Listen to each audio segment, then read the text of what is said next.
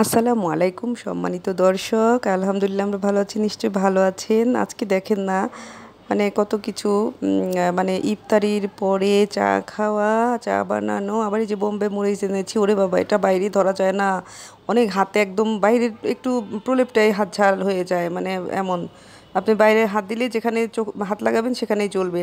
তো এটা দিয়ে বানাতে চেয়েছিলাম বাদাম বাটাটা বা বাদাম ভর্তা, কিন্তু আমি এটা দিয়ে বানাইনি, তাই দেখালাম দর্শক আপনাদের। আমি কয়েকদিন আগে এনেছি, ফ্রিজে রেখেছি। আর এই দেখেন না, ভাইরাল হওয়ার জন্য চা বানাচ্ছি। কিসে চা বানাচ্ছি? কিন্তু স্টিলের বাটিতে।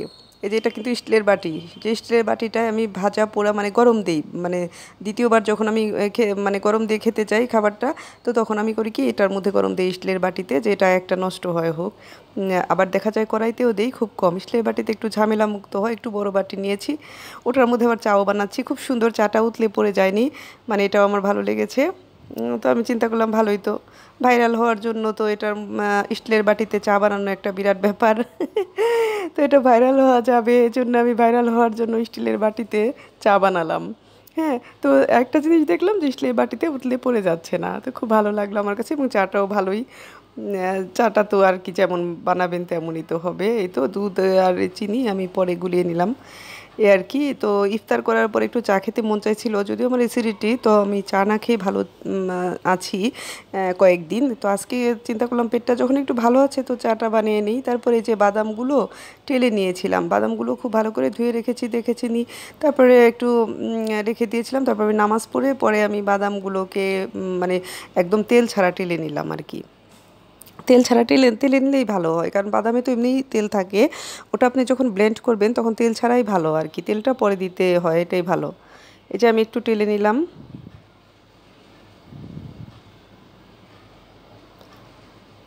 খুব সুন্দর করে মানে আমি টেলে নিয়েছি, একদম মানে পোড়া পোড়াও হয়নি, এবং শুকিয়ে পানি ধোয়ার পরে পানি শুকিয়ে গিয়েছিল, এবং শুকানোর পরে এত সুন্দর হয়েছে, মানে খুব সুন্দরভাবে ব্লেন্ডও হয়েছে।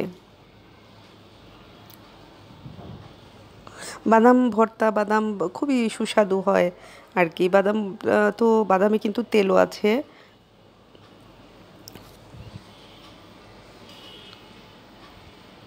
এই বাদাম দিয়ে কত কিছু বানানো হয়, ডেজার্টে সাজানো হয়, তাই না? এটা আমি চীনাবাদাম নিয়েছি। চীনাবাদাম ভর্তাই তো আমরা সাধারণত খেয়ে থাকি, এবং মানে এটা একটা নাম আছে, এটা সবাই বলে যে পার্কে পার্কে খায় প্রেম ফল। এই নামটা সব অনেকেই আর কি বলে। তো দেখুন আমার বাদাম ভাজাটা হয়ে গেছে, এখন আমি ঠান্ডা হতে দিয়েছি সেই স্টিলের বাটিতে, ঐতিহাসিক স্টিলের ভাইরাল বাটি। তো আমার এটা যাতে মানে ভাইরাল হয় জন্য দুটো মরিচ নিয়েছি। দুটো মরিচ দিব না, একটার অর্ধেকটা একটু বেশি দেব। আমি শুকনো মরিচ ইচ্ছে করে নিইনি, শুকনো মরিচ নিলে আমার খুব অ্যাসিডিটি প্রবলেম, এজন্য। আর চাটা বারবার আমি ঘুরিয়ে ঘুরিয়ে খাচ্ছিলাম, আর বাদামের কাজটা করছিলাম যে কীভাবে ব্লেন্ড করা যায়, ওটা ঠান্ডা হলে তাড়াতাড়ি ব্লেন্ড করব, তাই না? পোস্টে দিব, এই তো। আর রাঁধুনি সরিষার তেল শেষে দিব। এমনি তো আমি একটু সয়াবিন দিয়ে পেঁয়াজ আর মানে পেঁয়াজটা আর রসুনটা ভেজে নিয়েছি।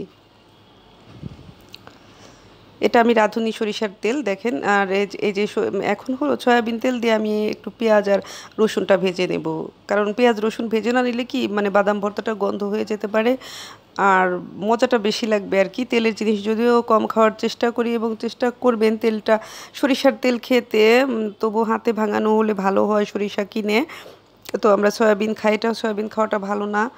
এ তো আমি খুব ইচ্ছে মতো ভালো মতো আমি মানে টেলে নিচ্ছি, যে মানে যত তাড়াতাড়ি সম্ভব টেলে। তোটা আমার হয়ে গেছে, মানে বেরেস্তা করে নিতে চেয়েছিলাম, কিন্তু বেরেস্তা একেবারে করিনি। একটু লালচে হয়েছে ভাজাটা, আর রসুনটাও নরম নরম হয়েছে ভাজা ভাজা। এখন মজা লাগবে মানে বাদাম ভর্তাটা।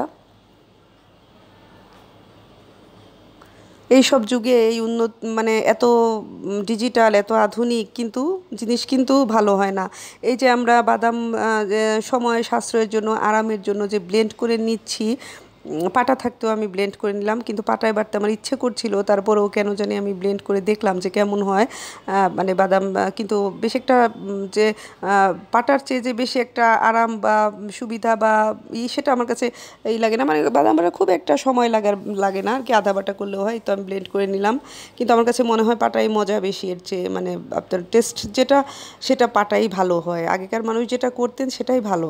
এত ব্লেন্ড করা, এত কিছু করা, আসলে এগুলো সময়ের জন্য, আমরা অলসতার জন্য এগুলো করি, এগুলো ঠিক না। যত মানে দিন ঘনিয়ে আসছে দুনিয়ার মানে শেষ জামানা, তত আমাদের কাজ মানে অতিরিক্ত বেড়ে যাচ্ছে এবং অতিরিক্ত ব্যস্ত হয়ে পড়বে মানুষ আধুনিক জামানা, এবং মসজিদে জায়গা হবে না। মানে আজকে একজন হুজুর বলছিলেন যে জুম্মার দিন আর দেখা যায় কি ঈদের দিন, লাইলাতুল কদরের দিন জায়গা হয় না আর কি, মানে এমনই হয় মসজিদে। ইমাম আর কি উনি বলছিলেন যে জায়গা হয় না। আর এই দেখেন কাঁচামরিচটা আমি আগেই কুচি করে নিয়েছি, কাঁচামরিচ দিয়ে একদম খুব ভালো করে ডলছি, মানে খুব ভালো লাগছে আমার কাছে, একদম সুন্দরভাবে মিশে যাচ্ছে। একটু লবণ দিয়েছি, ব্যাস। একটু লবণ, মানে সামান্য একটু লবণ দিয়েছি, খুব বেশি দিইনি। এখন ঝাল কেমন হয়েছে আমি জানি না, মানে মোটামুটি ঝাল আর কি দিয়ে তারপরে আর কি ওই যে আমার হাতটা দেখা যাচ্ছে, আমি হাতে মাখছি আর সরিষার তেল ভিডিও করছি তো এক হাত দিয়ে ওই হাতে ওভাবে ক্যামেরা ধরেছি। আর এই দেখেন সরিষার তেল আর একটু দিয়ে দিলাম, কারণ ভর্তা বলতেই সরিষার তেল বোঝায়। সবাই একটু লাইক কমেন্ট শেয়ার করে দিবেন, বেশি বেশি একটু প্লিজ পাশে থাকবেন শেয়ার করে দিয়ে।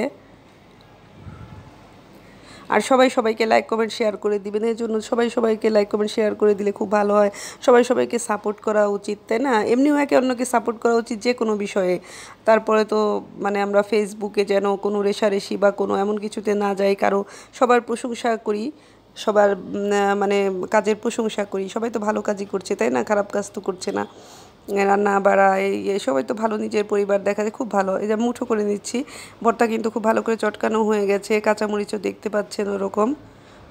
হয়তো বা ঝাল, আমি অত ঝাল মানে খেতে পারছি না এখন, এজন্য আমার মানে সমস্যা হয় অ্যাসিডিটিতে। আমি শুকনো মরিচ দিয়েই করতাম ভর্তাটা, কিন্তু কাঁচামরিচ দিয়ে করলাম। আবার কাঁচামরিচ দেখা যায় আলাদা একটা ফ্লেভার পাওয়া যায়, ওটাও একটা সুন্দর একটা সেন্টেই তো সাজিয়ে নিয়েছি দুটো বল করে কাচের বাটিতে, বল দুটো করেছি আর কাঁচামরিচ একটা দিয়ে সাজিয়ে নিলাম। এভাবে ভর্তা করে সবাই খেতে পারেন। সবাই ভালো থাকুন, সুস্থ থাকুন, আল্লাহ হাফেজ।